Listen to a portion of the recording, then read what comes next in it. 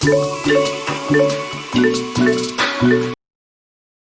coba dari kalor dan suhu, yaitu kita dapat memahami hubungan antara jumlah kalor dengan kenaikan suhu, dan kita dapat memahami hubungan antara massa zat dengan jumlah kalor, dan dapat merumuskan persamaan kalor serta dapat menentukan kalor lebur es. Nah, pada uji coba ini pada suhu kita menggunakan 3 bahan, yaitu air panas, air dingin, dan air biasa. Dan pada uji coba kalor kita menggunakan alat atau bahan, yaitu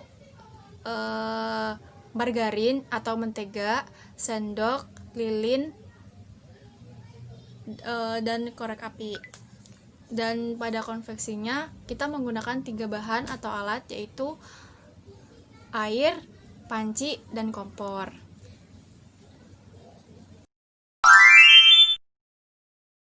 Di sini saya akan menjelaskan tentang suhu.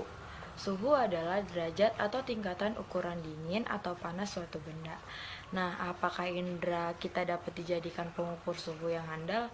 Nah, yuk, mari kita lakukan percobaan sederhana berikut ini. Nah, kita siapkan air hangat, air biasa, dan air dingin.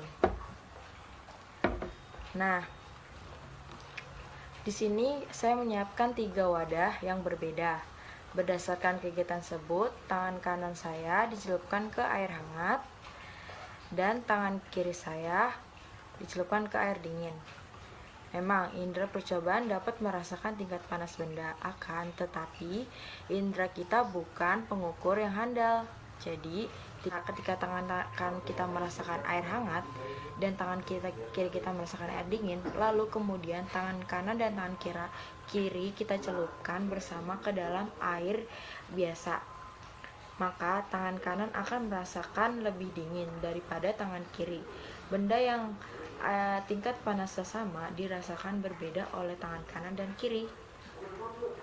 Suhu benda yang diukur dengan indera perasa menghasilkan ukuran suhu kualitatif yang tidak dapat dipakai sebagai acuan, sehingga suhu diukur secara kuantitatif dengan alat ukur, yaitu termometer. Kesimpulannya, ketika tangan dimasukkan ke air es, maka tangan kiri akan terasa lebih dingin, dan rasa panas atau dingin yang saya rasakan sifatnya relatif terhadap tubuh saya.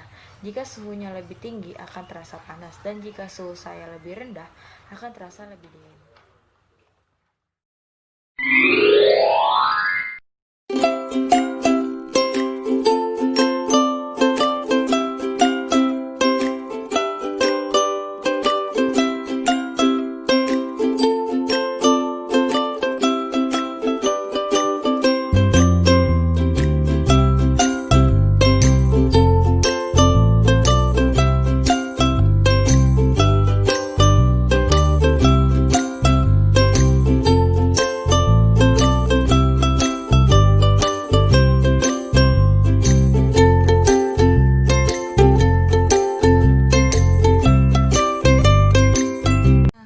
Kesimpulan dari uji coba kalor yaitu karena konduksi adalah suatu perpindahan panas yang melalui zat padat dan tidak ikut mengalami perpindahan. Jadi apabila mentega ini dilarutkan dalam suatu api akan larut karena zat padatnya tidak ikut mengalami suatu perpindahan.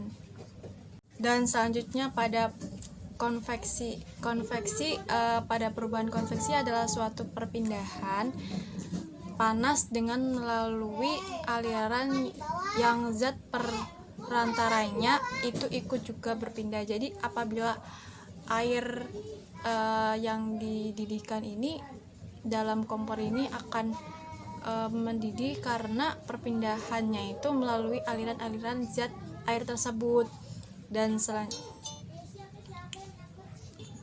Dan perpindahan zat radiasi atau kalor pada radiasi yaitu perpindahan kalor tanpa zat perantara. Jadi apabila lilin ini didekatkan dengan api tanpa ada perantara zatnya gitu.